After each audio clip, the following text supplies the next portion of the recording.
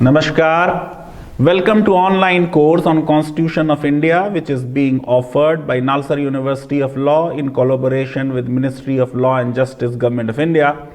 Today we are going to talk about a very important fundamental right, that is right to equality. Now, first of all, we should understand why fundamental rights as such are important. So fundamental rights, human rights, basic rights, natural rights, civil and political rights, these are the various names which are given to these important rights. We must understand all fundamental rights are human rights, but all human rights are not fundamental rights. Only some of the human rights have been incorporated in Part 3 of Indian Constitution as fundamental rights. Some other human rights will find a place in the directive principles of state policy.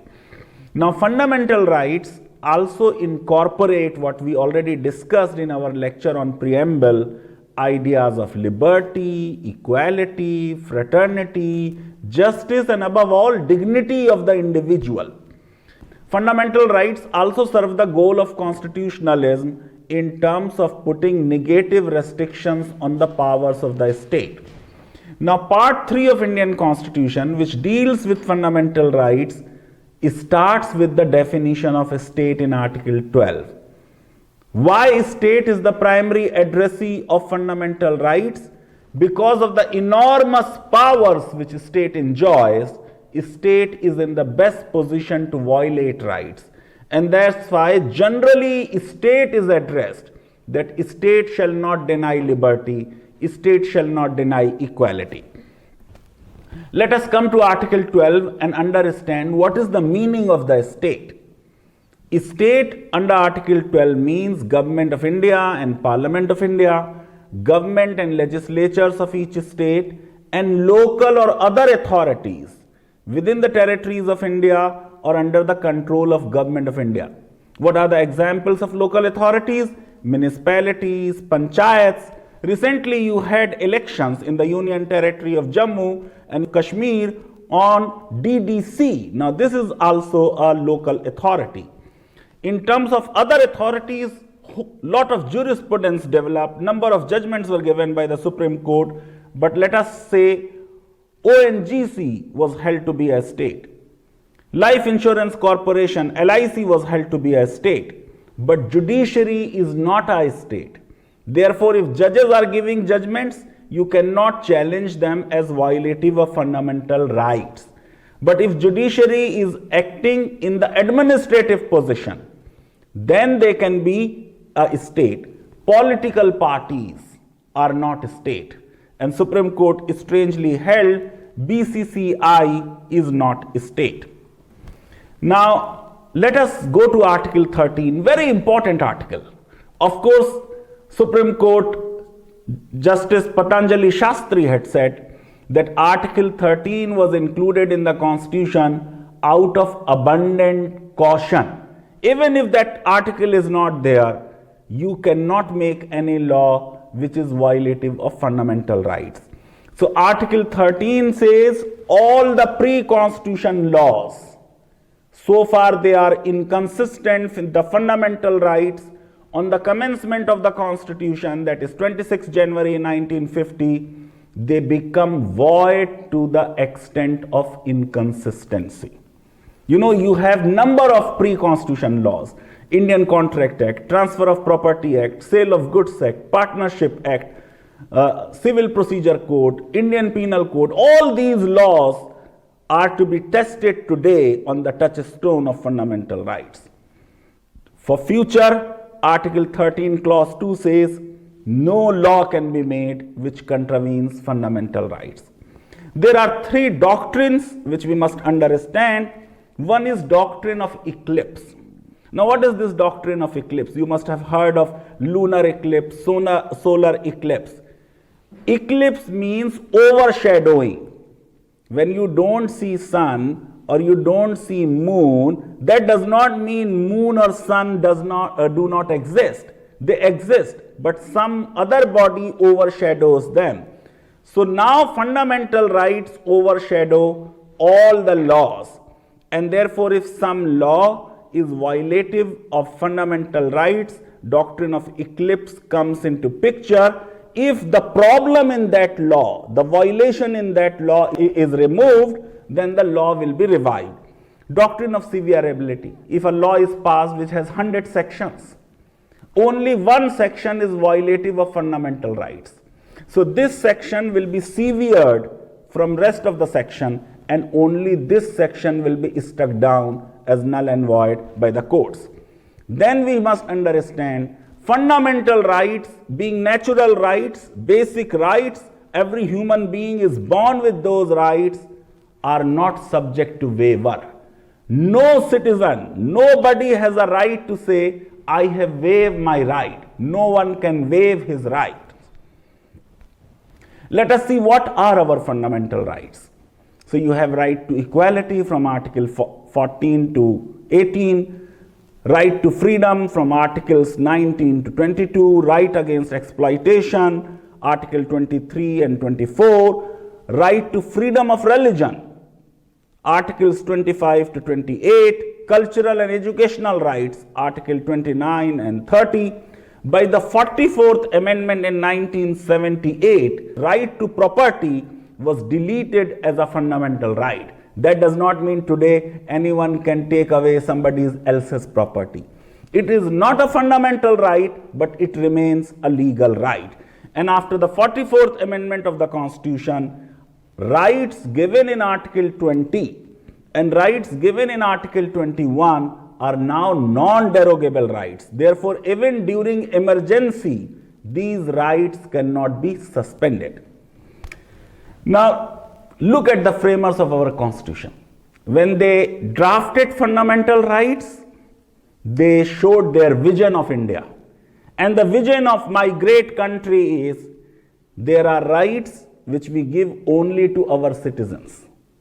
So rights given in Article 15, 19, 29 are rights of only our citizens. So our citizens have a right, for instance, to non-discrimination. A state under Article 15 cannot discriminate against any citizen on grounds only of religion, race, caste, sex, place of birth. Similarly, freedom of speech and expression, right to reside and settle anywhere in India, right to form associations or unions. These are the rights given in Article 19 only to the citizen. Similarly, right to conserve culture is a right of citizens. Then there are rights which we have given to all natural persons, including foreigners. So rights under Article 20, Article 21, Article 25 are given even to foreigners. Any foreigner on our soil will also have freedom of religion. Any foreigner on our soil will also have right to life and right to personal liberty. Similarly, there are rights which we give not only to natural persons but also artificial persons. What are artificial persons? Juristic persons. In law, there is a fiction that a company is also a person. So a company is also entitled to rights under Article 14, which is right to equality. Now come to right to equality, which is Article 14. And as I said, fundamental rights basically are addressed to the state. So Article 14 says, state shall not deny. And then it says to any person, which includes even a juristic person, even a company, even an idol, equality before law. An equal protection of laws within the territory of India. Two expressions are used. Equality before law, this has been borrowed from British concept of rule of law. Equal protection of laws, very important expression, has been borrowed from the 14th Amendment of United States Constitution. Both these expressions are there in Article 7 of Universal Declaration of Human Rights, 1948, which was adopted by the General Assembly while we were drafting our Constitution. So probably we picked it up from Article 7 of Universal Declaration of Human Rights. Now, in equality before law, this term law is used in generic or philosophical sense. But when we come to equal protection of laws, then it is in the context of specific laws. And now courts have held that right to equality is the part of basic structure of the Constitution, and therefore this right can never be deleted. Equality word when I use, you may think everyone is to be given a same treatment. No, that is not the idea of equality. Equality does not mean same or equal or uniform treatment for all. Equality does not mean everyone will be treated equally. So unequals are not to be treated equally. Equals are to be treated equally. People who are circumstanced in similar manner will be similarly treated. Therefore, classification is permissible. Law within the class will be same. Likes will be treated alike. So this classification is permissible. Why classification is permissible? Because you will say there will be one law for this class and another law for other classes. So there can be a law even against one individual or law against one company. If that company or that individual constitutes a class in himself or itself. How do we test the validity whether the classification which has been made is good classification, a legitimate classification? We have to look at three things. One, the classification must be reasonable. It must be based on intelligible differentia.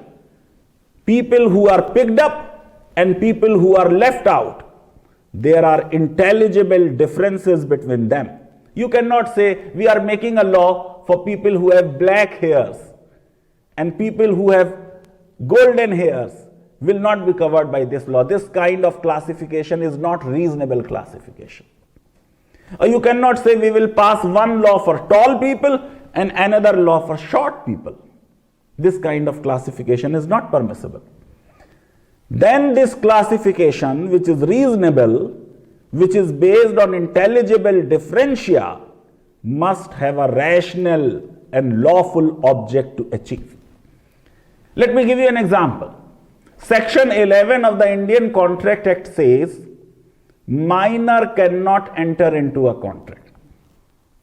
Now, if a minor who is an Indian citizen, he says, how come law does not allow me to enter into a contract? This classification based on age is not correct.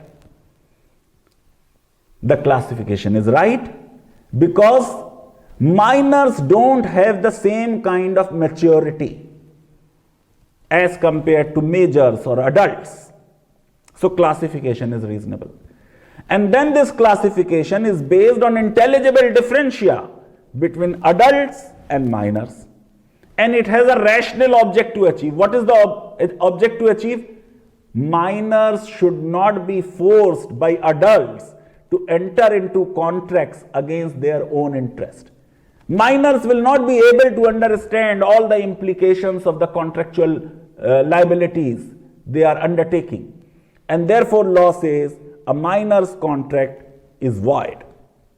And this classification is reasonable, it has a rational object to achieve, and it is based on intelligible differentia, therefore it is a valid classification. Now let us move further in this classification.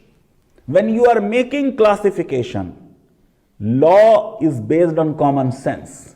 So it does not expect that the classification should be based on mathematical nicety or should be scientifically perfect or logically complete.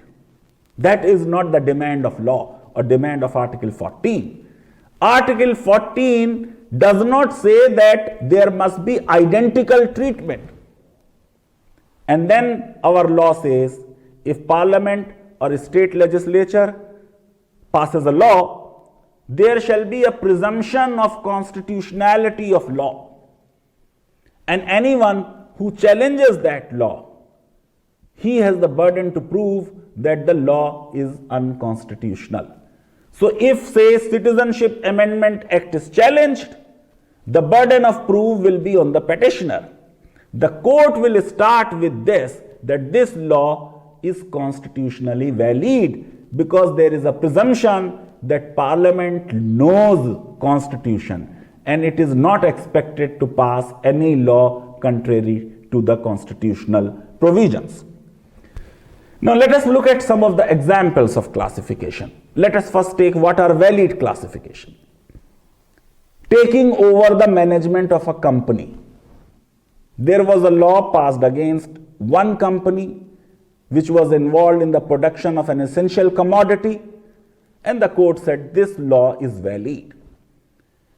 There are laws which have been passed over the decades to set up special courts for special crimes. This classification is valid. There is a law which says non-resident Indians, NRIs, will pay higher fee. Now this classification between Indians and NRIs is a valid classification. Let us look at some of the bad classifications. There was a law which provided for district-wise reservation, that for this district, this much reservation will be there. It was struck down. Similarly, Christian, for instance, if a Christian is making a will, then the will must be made 12 months before his death. Now, this kind of law is not there for other communities. The law of will is very clear. Whatever is the last will before death will be taken as the valid will, and therefore court struck it down. Or the reservation for the people of hills was not accepted as a reasonable classification. Now, Supreme Court has liberalized the doctrine of equality.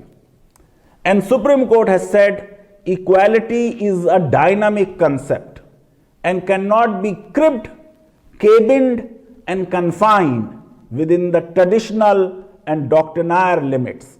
And therefore, now it is not enough that a classification is reasonable, it is based on intelligible differentia, it has a rational object to achieve. There is a fourth condition: it must not be arbitrary. Triple divorce was struck down by the Supreme Court because it was found to be arbitrary. Now let us go to some of the prohibitions which are there in Article 15, which is a facet of right to equality. Again, it is addressed to the state. A state shall not discriminate against any citizen on grounds only of religion, race, caste, sex, place of birth. The crucial word is only. There cannot be a discrimination on the sole basis of religion, race, caste, sex, place of birth. And then Article 15 says, no citizen on grounds of religion, race, caste, sex, place of birth shall be subject to any disability, liability, or restriction with regard to access to shops, public restaurants, hotels, places of public entertainment, use of wells, tanks, bathing ghats, roads, and public resorts maintained wholly or partly out of state funds or dedicated to use of general public. When I tell you about Article 17, you will know the historical context of untouchability. Article 15 is addressing that. All public restaurants, public shops, roads, they are for everyone, and therefore there cannot be any discrimination. Let us look at other provisions of equality. There is one formal equality and there is one substantive equality. Say if there are two people and 4 breads, and if you give 2 breads to one person, 2 breads to another person, it will be Aristotelian formal equality. But one person may not need 2. For him 1 bread is enough. And the other person may be very, very hungry, or has a greater appetite, he needs 3. So if you give 2 breads to one person, 1 bread is getting wasted because one person wants only 1. If you give to the other person only 2 who wants 3, he still remains hungry. And that is why classification. Therefore, substantive equality requires taking into account distinctions, differences. And therefore, Article 15, Clause 3 says that state can make special provision for women and children. And then in Article 15, Clause 4 and Article 15, Clause 5, state is permitted to make special provision for the advancement of any socially and educationally backward classes of citizens or scheduled caste and scheduled tribe. In 2019, by 103rd Constitutional Amendment, another clause was inserted, Article 15, Clause 6, which now provides, for the first time in our constitutional history, a provision for the advancement of any economically weaker sections which are not covered by Clause 4 and Clause 5. So people who are economically weaker, for them also state can make a special provision, and the government has made special provision of 10% reservation for them. Now let us come to other provisions of equality. Article 16 talks of equality of opportunity in matters of public employment, which we will discuss at length in the next lecture when we talk about reservation policy. Come to Article 17. It is talking about untouchability in inverted commas. Why? Because this is not a mere word. It has a context, a historical context. And it also shows Article 14, which talks of equality, or 15, which prohibits discrimination on certain grounds, may not be enough to remove untouchability. And therefore, Article 17 says untouchability is abolished and its practice in any form is forbidden. The enforcement of any disability arising out of untouchability shall be an offense punishable in accordance with law.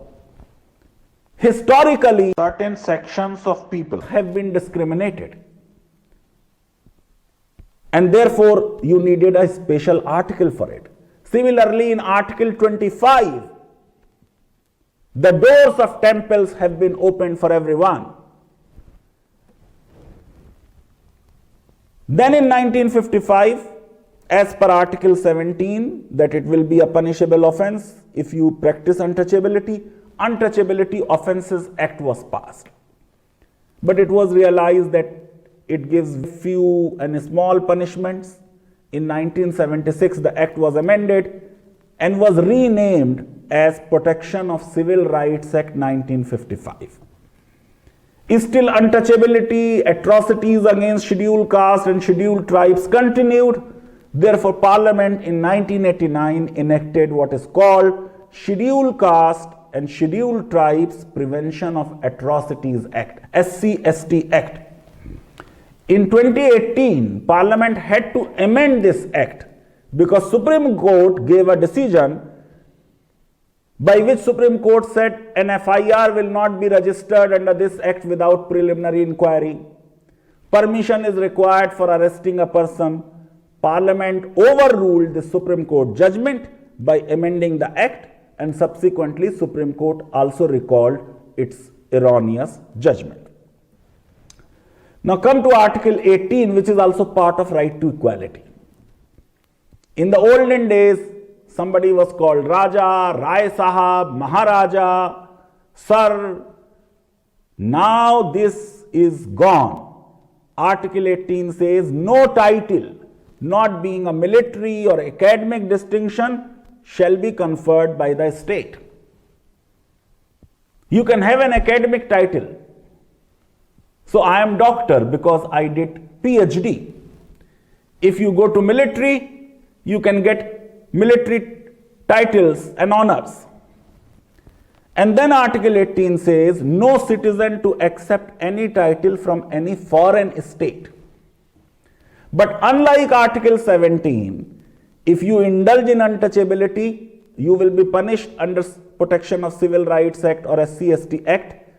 For Article 18, if you accept a title from a foreign state, you will not be punished. There is no law which makes it punishable. In 1954, Government of India introduced 4 awards: Padam Shri, Padam Bhushan, Padam Vibhushan and Bharat Ratna.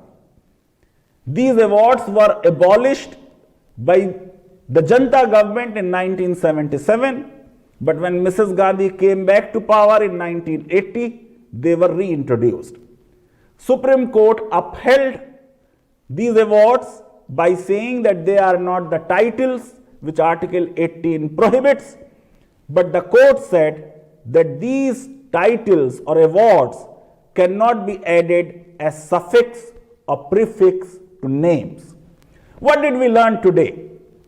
We learned that fundamental rights are negative restrictions on the power of a state. Right to equality is based on the British concept of rule of law, an American concept of right to equality given in Amendment 14 of US Constitution. Equality does not mean uniformity, that everyone is to be treated equally. It means likes are to be treated alike. Reasonable classification is permissible if it is not arbitrary and it has rational object. In the next lecture, we will talk about reservation policy, very important subject. Why reservation policy was adopted, how it has worked, what improvements can be made in our reservation policy. Thank you very much. Dhanyavad.